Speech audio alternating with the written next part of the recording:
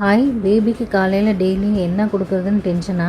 இந்த homemade Cerelac இருந்தால் problem solve. இந்த வீடியோவில் பேபிக்கு ஹோம்மேட் சர்லாக் எப்படி செய்யலான்னு காமிச்சிருக்கேன். அரிசி, பருப்பு, நட்ஸ் வச்சு பேபிக்கு டேஸ்டியாகவும் டம்மி ஃப்ரெண்ட்லியாகவும் செஞ்சு காமிச்சிருக்கேன். மெஷரிங் கப்பில் 1 கப் ஆரியம், 1 கப் கருப்பு உளுந்து, 1 கப் மைசூர் பருப்பு, 1 கப் அரிசி, 1 கப் கடலைப்பருப்பு, 1 கப் பாசி பருப்பு, 1 கப் பச்சை பயிறு, 1 கப் துவரம் பருப்பு எடுத்துட்டு நல்லா தண்ணி ஊற்றி அலசுங்க. இன்னும் கல் எதுவும் இல்லாத மாதிரி நல்லா அலசிக்கணும். 3 டைம் நல்லா வாஷ் பண்ணிக்கோங்க. இந்த தண்ணி தெளிஞ்சு வர வரைக்கும் நல்லா கழுவணும்.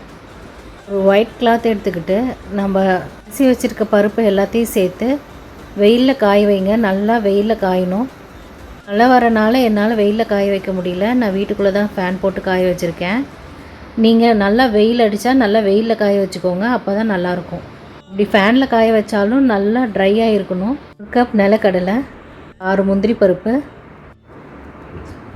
10 பிஸ்தா பருப்பு, 10 போல் பாதாம் பருப்பு, ஒரு 4 வால்நட் எடுத்துக்கோங்க.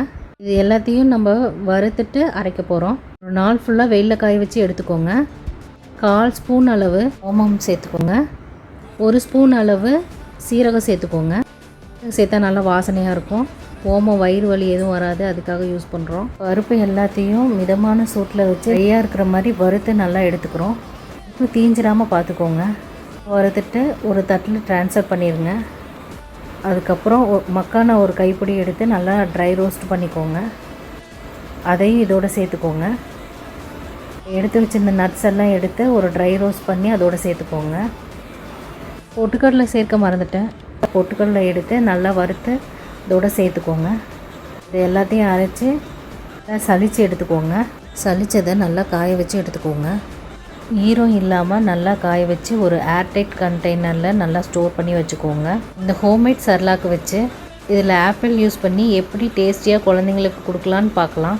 இந்த மாதிரி செஞ்சு கொடுத்தா குழந்தைங்க ரொம்ப விரும்பி சாப்பிடுவாங்க. உங்கள் பேபி சர்லாக் சாப்பிட மாட்டாங்களா? அப்போது ஆப்பிள் சேர்த்து இந்த மாதிரி செஞ்சு கொடுங்க. ஒரு ஆப்பிள் எடுத்துக்கோங்க. அதோட தோலை நீக்கிட்டு பெரிய பெரிய பீசஸாக கட் பண்ணி வச்சுக்கோங்க.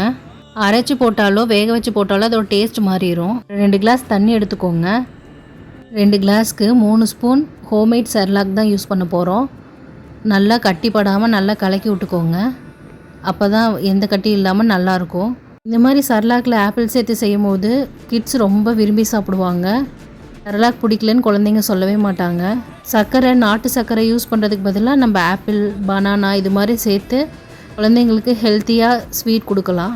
இது மாதிரி ஒரு டைம் செஞ்சு கொடுத்து பாருங்கள். குழந்தைங்க ரொம்ப விரும்பி சாப்பிடுவாங்க. சர்லாக்கில் நம்ம ஆப்பிள் யூஸ் பண்ணதே தெரியாமல் ரொம்ப வாசமாக ரொம்ப டேஸ்ட்டாக இருக்கும். குழந்தைங்க நல்லா விரும்பி சாப்பிடுவாங்க. இப்படி நல்லா கட்டி இல்லாமல் கலக்கினதுக்கப்புறம் ஆப்பிளை சேர்த்து நல்லா வேக வச்சு எடுத்துக்கலாம்.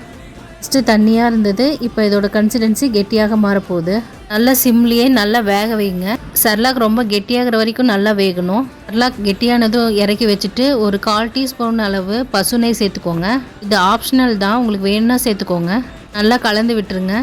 ஆறுனதும் மிக்சியில் ஒரு பல்ஸ் மட்டும் கொடுங்க. இப்போ ஹோம்மேட் சர்லாக் ஆப்பிள் வச்சு உங்கள் குழந்தைங்க சாப்பிட்ற மாதிரி ருசியாக செஞ்சாச்சு.